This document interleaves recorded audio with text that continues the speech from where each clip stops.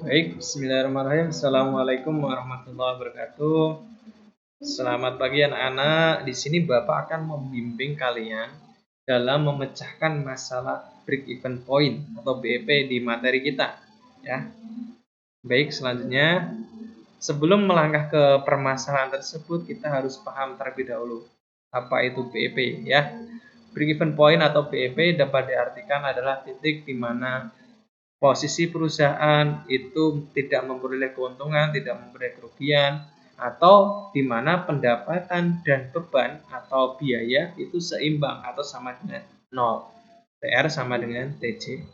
Yang kedua, rumus BEP itu tidak serta-merta ada gitu. Jadi ada asal muasalnya, yaitu di mana posisi TR sama dengan TC atau total revenue sama dengan total cost. Nah, di sini bisa kita lihat total revenue rumusnya adalah P kali V sama dengan total cost, rumusnya adalah fixed cost atau FC ditambah variable cost atau VC.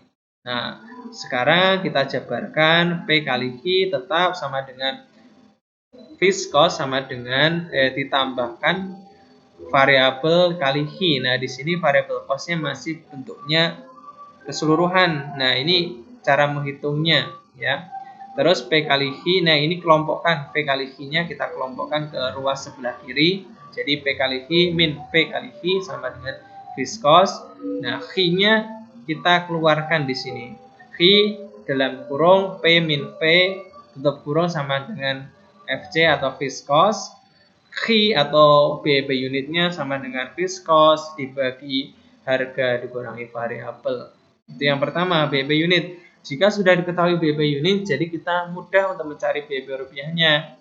Jadi tinggal mengalihkan aja harga dikali BEP unit.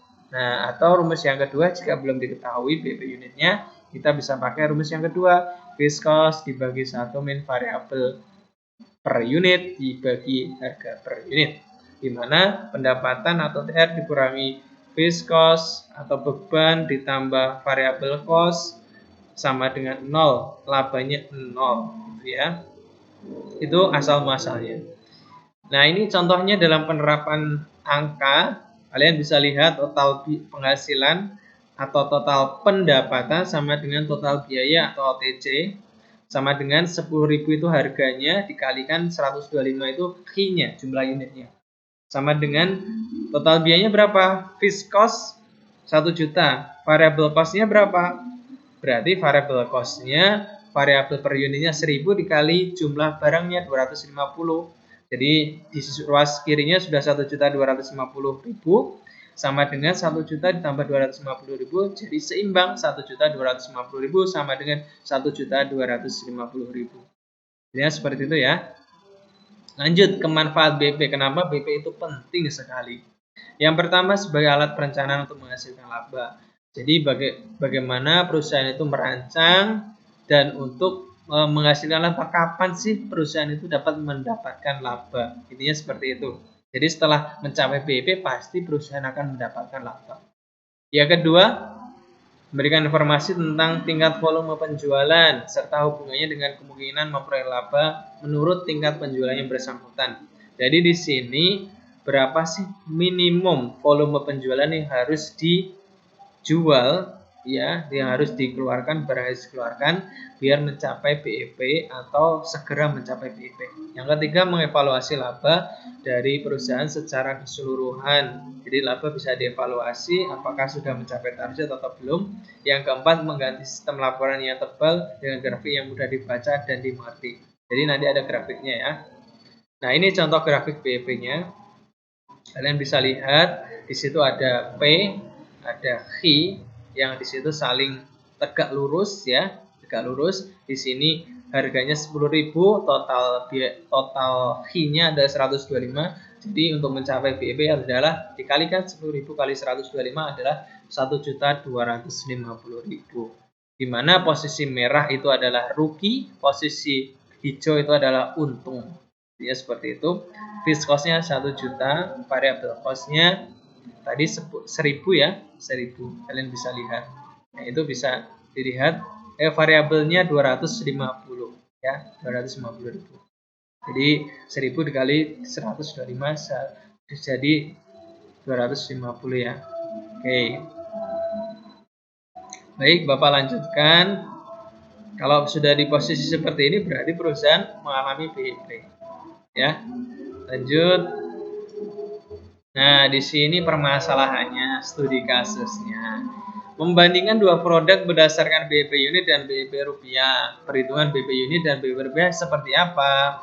Nah, di sini contoh soalnya sebuah pengusaha memproduksi 2 bakso daging sapi dan daging ayam. Biaya tetap bakso, daging sapi dan daging ayam ini tetap sama ya, disamakan aja.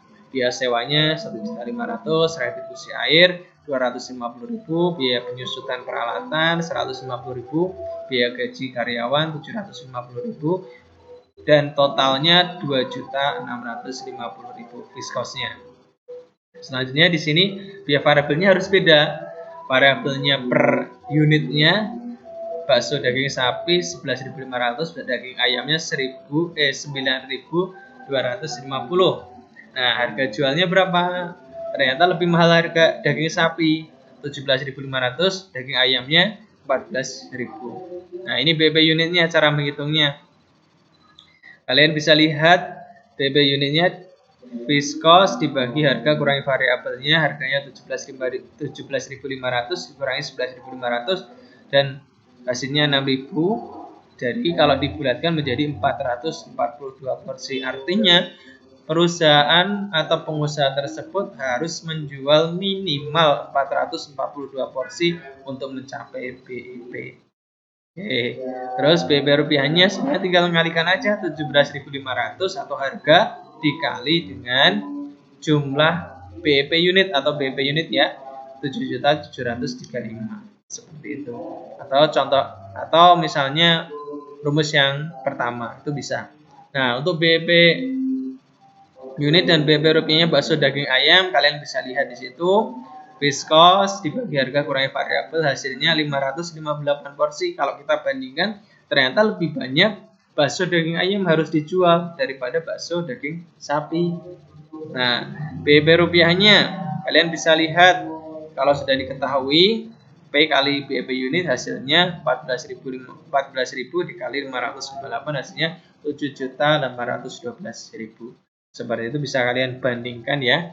Di sini karena harganya lebih murah meskipun nominalnya jauh ya, tapi tetap seimbang ya.